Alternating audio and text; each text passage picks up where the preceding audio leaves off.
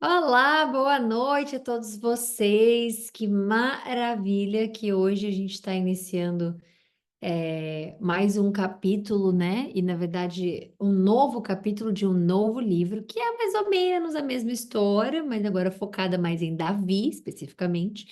Então, que bênção a gente poder iniciar. Como a gente já tinha falado em algumas lives anteriores, hoje a gente vai testar o nosso formato 2 capítulos por dia. Eu sei, eu já ouvi, já sei aqui que tem algumas pessoas que já estão acostumadas a estudar 2, 3 por dia. E eu acho é sempre bom a gente entender o nosso método de estudo para saber se a gente absorve, né? Então, eu quero testar primeiro esses 2 capítulos hoje e ver como que vai ser a absorção nossa em ler e aprender, se for muito longo, se for muito cansativo. Normalmente, quando eu comecei a fazer as lives, né? Acho que vocês devem saber, há muito tempo atrás, quer dizer, muito tempo, não, uns 3 anos, 4 anos, não sei, eu fazia 1 hora de live, né? Então, quantos capítulos dessem, dava, era 1 hora. E aí, com o tempo, Deus foi me tocando o coração para eu ir ajustando isso. Então, eu fui ajustando, aí eu fazia de segunda a segunda, aí ficou só de segunda a sexta, e depois de 1 hora para 30 minutos. E depois esses 30 minutos ficou para um capítulo somente. Então, se o capítulo demorar não, mas levar 40 minutos, 40 minutos, 50 minutos, 50 minutos, 35, 35, mais um capítulo. Então, hoje a gente vai tentar, já acho que vou estourar um pouquinho do tempo, né? Só porque é o primeiro e já estou falando bastante antes da gente iniciar, mas vamos ver como é que funciona esse formato de 2 capítulos por dia. E ver como que a gente se adapta a isso, tá bom? Então vamos lá, vamos fazer a nossa oração e agradecer a Deus. Senhor, obrigada por esse momento de oração. Primeiramente, é o momento de oração que nós nos conectamos com o Senhor, nós entramos em comunhão, né? É a hora que o nosso espírito está entrando em contato conosco, com o Senhor, está traduzindo as nossas orações, está traduzindo esse nosso relacionamento, que cada vez mais buscamos a Ti, Senhor, cada vez mais, Pai, a gente entende mais do Senhor e menos de nós mesmos, né? Cada vez mais confiamos mais em Ti, menos em nós, ou nos nossos planos, ou no mundo especificamente. E é uma bênção a gente poder chegar a esse momento do dia, independente de quem já estudou antes, mais cedo, mais tarde, ou quem ainda vai estudar ou não. Esse nosso momento específico, unidos aqui, que o Senhor nos põe de segunda a sexta-feira. A gente só tem a agradecer, primeiramente, ao fim de semana, que foi uma bênção,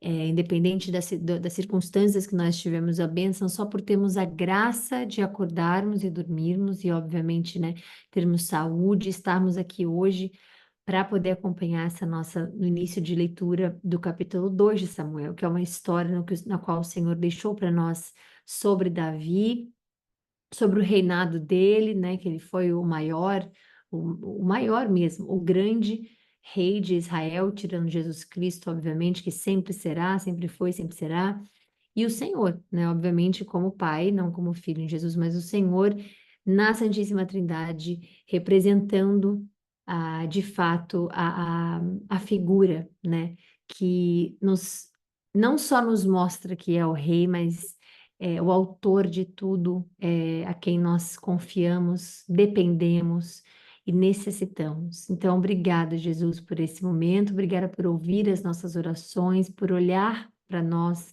com o seu olhar de graça, o seu olhar de empatia, seu olhar de amor, por entregar a nós, Senhor, o perdão naquela cruz, de todos os nossos pecados e todas as coisas que ainda nem sonhamos em fazer, mas que o Senhor já nos pecou e nos ensina todos os dias que o fato da sua morte e ressurreição não é motivo, né, da ressurreição especificamente não é motivo de pecar, de pecarmos ou uma bandeira branca para isso, mas de podermos olharmos para dentro e nos lapidarmos com a sua palavra. Então, obrigada, obrigada, Jesus, porque o Senhor transforma, o Senhor nos transforma e todos os dias, diariamente, a gente precisa agradecer por isso. Obrigada pela força que o Senhor nos dá todo dia acordamos mais fortes. E cada dia em que a gente clamar o seu nome, clamar por esperança, clamar por amor, clamar por todas as as emoções e sentimentos que estão disponíveis a nós através do seu nome, Senhor, nos mostra o quão abençoados somos, Pai. Obrigada, obrigada. Que o Senhor me use nessa live, que o Senhor ponha as palavras corretas em meus lábios para que eu possa te servir e que todos nós aqui possamos te servir, Senhor, no nosso dia a dia. É uma live toda sempre entregue a Ti, consagrada ao Seu nome, Jesus, e que o Senhor possa nos proteger contra todos os males, em todos os âmbitos da nossa vida. Para a honra e glória do Seu nome agradecemos. Amém. Então, vamos lá. Davi recebe a notícia da morte de Saul. Vamos iniciar. Depois da morte de Saul, Davi retornou da vitória sobre os amalequitas. Fazia 2 dias que ele estava em Ziclag, quando, no terceiro dia, chegou um homem que vinha do acampamento de Saul, com as roupas rasgadas e terra na cabeça. Ao aproximar-se de Davi, prostrou-se com o rosto em terra em sinal de respeito. E Davi lhe perguntou: de onde você vem? Fugi do acampamento israelita, respondeu. O que aconteceu? Conte-me, disse Davi. O homem contou. Esse aqui, ele acabou de fugir do acampamento, está trazendo a notícia da morte de Saul, né, de todo mundo, porque aconteceu a guerra e alguns morreram. Então ele está trazendo a notícia agora para Davi. O nosso exército fugiu da batalha e muitos morreram. Saul e Jonatas, seu filho, também estão mortos. Então Davi perguntou ao jovem que lhe trouxera as notícias: como você sabe que Saul e Jonatas, o seu filho, estão mortos? E o jovem mensageiro respondeu: cheguei por acaso ao Monte Gilboa e lá estava Saul apoiado na sua lança. Isso aqui é por acaso, a gente entende, né, que é só realmente assim, não entendendo muito de como funcionam os acasos hoje em dia, né, para a gente poder dizer, porque não existe acaso se você confia no tempo de Deus. Não pode haver um desencontro da sua crença no acaso, sorte, do nada, de repente, quando você tem no outro lado a fé em um Deus que controla o tempo, que é o Senhor do tempo, que está no passado, que está no presente, que está no futuro, é eternidade. Então, como é que diz? É nem incongruente que se diz, não, né? Também, mas é incoerente a gente pensar que existe sorte, ou que existe acaso, ou que existe do nada, ou que existe de repente, quando a gente tem também Deus, né, do outro lado, sendo o Senhor de todas as coisas, de todas as criações. Então, por acaso uma árvore cair, por acaso uma folha de árvore cair, ou por acaso isso e aquilo acontecer, não é íntegro, né? Não é, como é que diz, coerente com você crer que Deus está no controle de absolutamente tudo. Então, isso vai para a sua vida.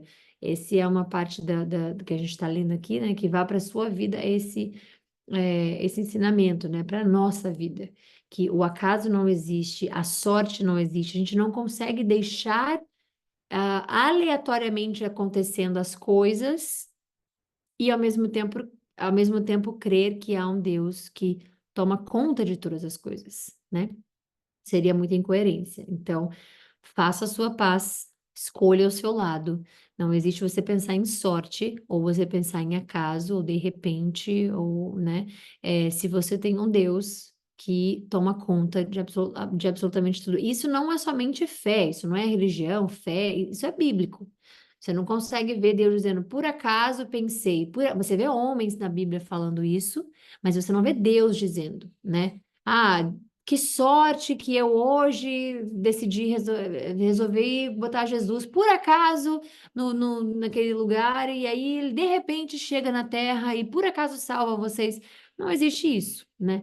Então, fique firme na sua escolha. Escolha colocar a sua vida, a sua fé nos acontecimentos aleatórios, que são, né, o acaso, sorte, essas coisas todas, ou você crê num Deus que de fato sabe absolutamente todas as coisas que ele está fazendo, inclusive onde você está, o porquê você está e absolutamente todo o restante, tá bom?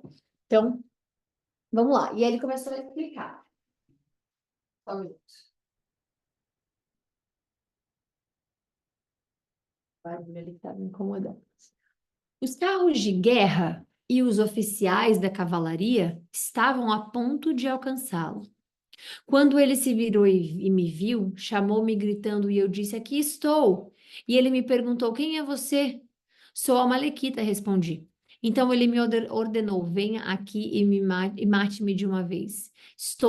Vocês estão vendo que isso é mentira, né? Não foi isso que aconteceu. Vocês estão vendo que esse Amalequita aqui está mentindo para Davi, pegando crédito em algo que não aconteceu. Davi não falou, quem é você? E ele disse, eu sou Malequita. E ele falou, então vem aqui e me mata. Pelo contrário, Davi não queria, Davi não, Saul, desculpa. Saul não queria morrer na mão de uma Malequita, não queria morrer na mão dos inimigos. E ele mesmo, né, chamou chamou um dos seus soldados lá e falou, me mate. Um dos seus servos lá, me mate, porque eu não quero ser morto pelos incircuncisos. Então, esse Amalequita aqui está mentindo para Davi, pegando crédito da morte de Saul, quando na verdade não foi isso que aconteceu. Ele está narrando como é que foi quando Saul o viu, tá? Então ele me ordenou: vem aqui e me mate de uma vez, estou na angústia da morte, mas ainda estou vivo. Isso não aconteceu. Por isso aproximei-me dele e o matei de uma vez, pois sabia que ele não sobreviveria ao ferimento. Peguei a coroa que estava na cabeça dele e o bracelete que ele tinha e os trouxe a ti, meu senhor. Então Davi rasgou as próprias vestes, e os homens que estavam com ele fizeram o mesmo. Eles se lamentaram, chorando e jejuando até o fim da tarde por Saul e Jonatas. Ah, peraí. Opa. Por Saul e Jonatas, o seu filho, pelo exército do Senhor, ele não fala do exército de Saul, né? Pelo exército do Senhor e pelo povo de Israel, porque muitos haviam sido mortos à espada. Davi perguntou ao jovem que lhe trouxera as notícias: De onde você é? E ele respondeu: Eu sou filho de um estrangeiro, sou amalequita. E Davi lhe respondeu: Como você não temeu levantar a mão para matar o ungido do Senhor? Então Davi chamou os seus soldados e lhe disse: Venha aqui e execute-o. Então o servo o feriu e o jovem morreu. Davi tinha dito ao jovem: Você é responsável pela sua própria morte. Ou então, em hebraico, que é uma tradução, né, mais antiga, obviamente, a tradução seria: Que o seu sangue esteja sobre a sua própria cabeça, ok? E a tradução que nós temos na nova versão internacional, que é essa que a gente lê, você é responsável pela sua própria morte. Mas a mais original no hebraico é que o seu sangue esteja sobre a sua própria cabeça. As traduções não mudam a essência, tá? Não mudam a essência da frase. Algumas traduções são muito ruins. E é perigoso até a gente ler, porque tem umas tipo mensagem, tem umas traduções que elas traduzem muito baseado nos dias de hoje e com entendimentos de hoje, mas também fugindo um pouco do que pode significar, deixando muito aberto. Então, aqui a gente está vendo que o seu sangue esteja sobre a sua própria cabeça, ou seja, você é responsável pelo sangue que está na sua própria cabeça. Então, esse aqui não muda a essência, ok?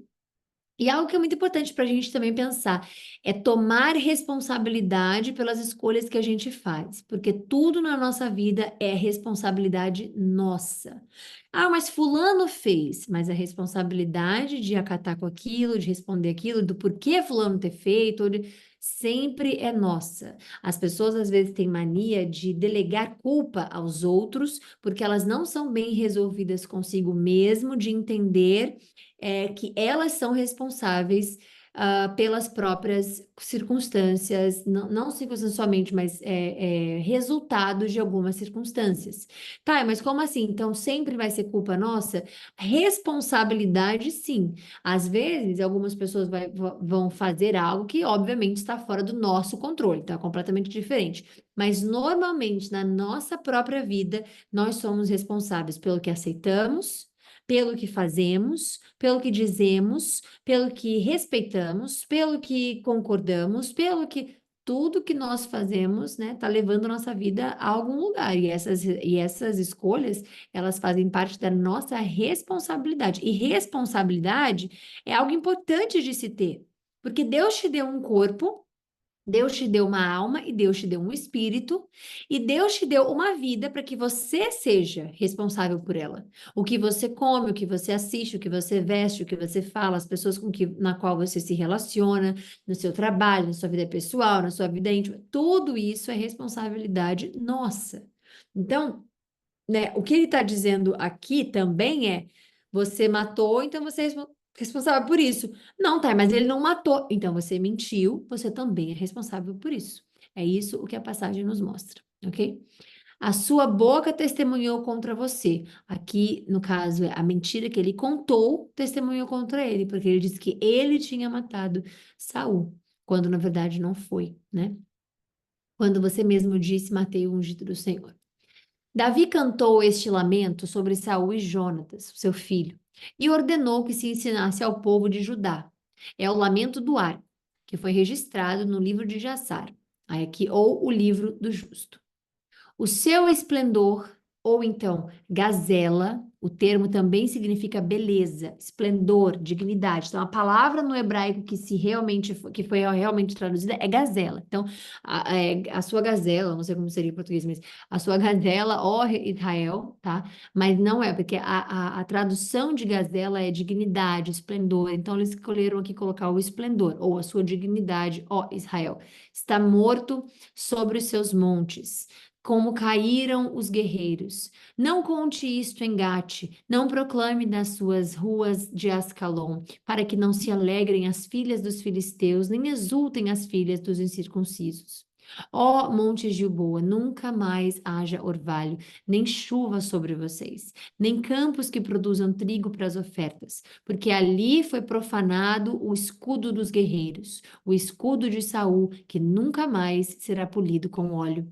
Do sangue dos mortos da carne, ou da gordura da carne, dos guerreiros, o arco de Jonatas nunca recuou, a espada de Saul nunca retornou vazia. Saul e Jonatas, muito amados, nem na vida nem na morte foram separados. Eram mais ágeis que as águias, mais forte que os leões. Chorem por Saul, ó filhas de Israel. Chorem por aquele que as vestia de escarlate e luxo e as enfeitava com roupas adornadas de ouro.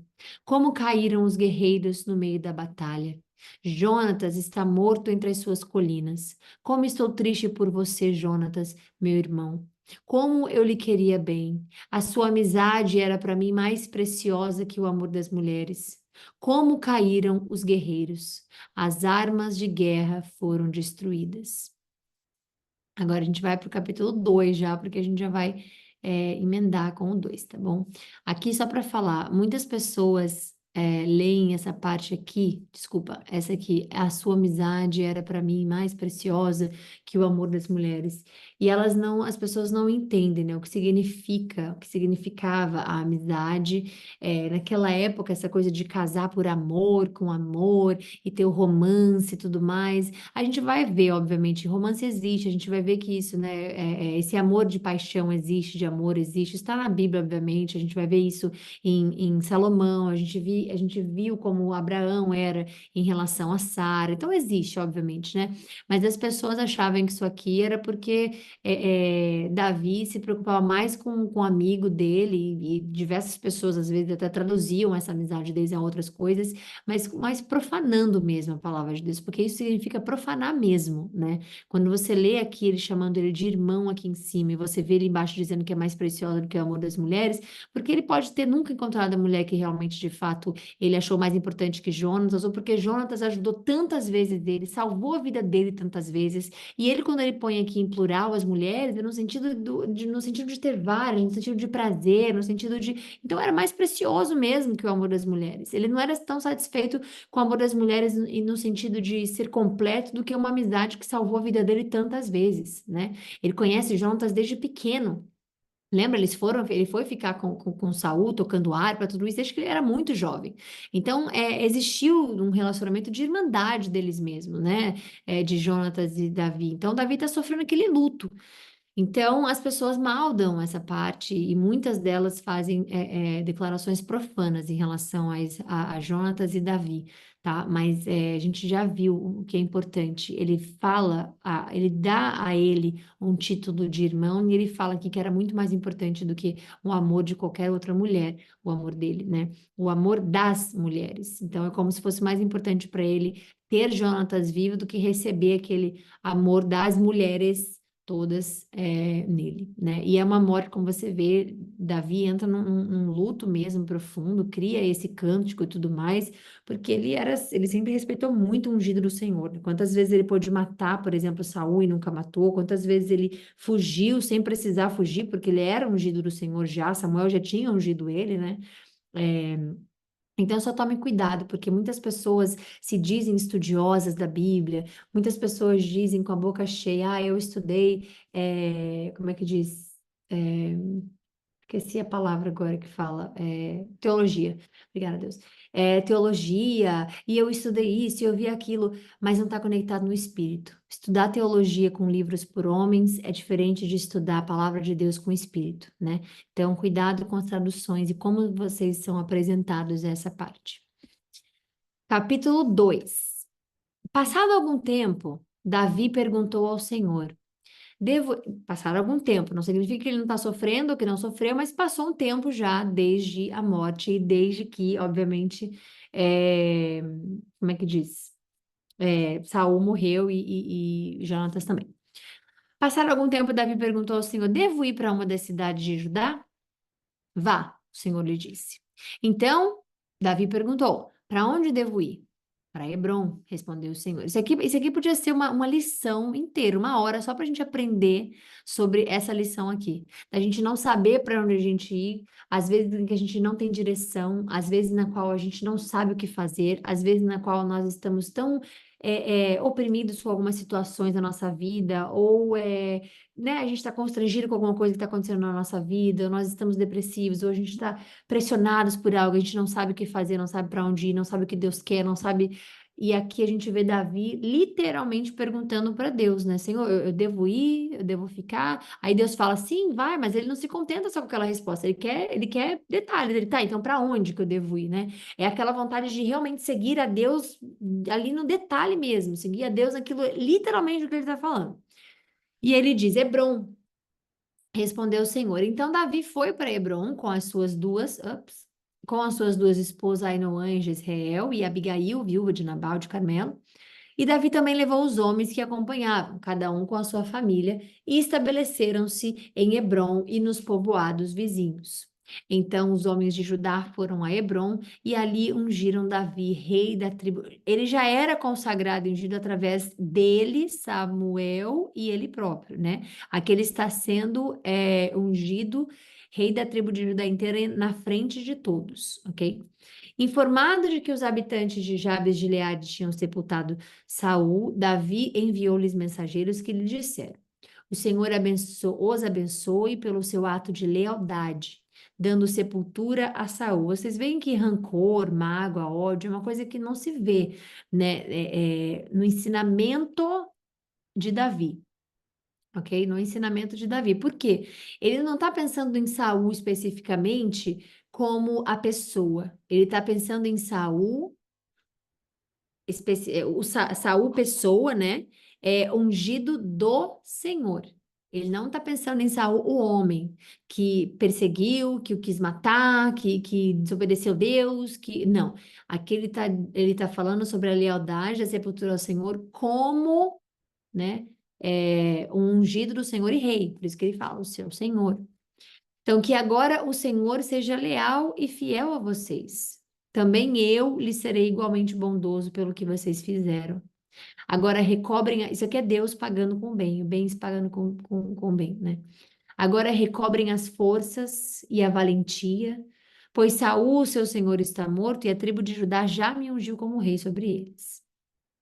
Enquanto isso, Abner, filho de Ner, comandante do exército de Saul, levou Isbosete, filho de Saul, a Maanaim, onde o proclamou rei sobre Gileade, Azure, Jezreel, Efraim, Benjamim e sobre todo Israel. Isbosete, filho de Saul, tinha 40 anos de idade, quando começou a reinar em Israel e reinou 2 anos. Entretanto, a tribo de Judá seguia Davi, que a governou em Hebrom por 7 anos e 6 meses. Abner, filho de Ner, e os soldados de Isbosete, filho de Saul, partiram de Maanaim e marcharam para Gibeon.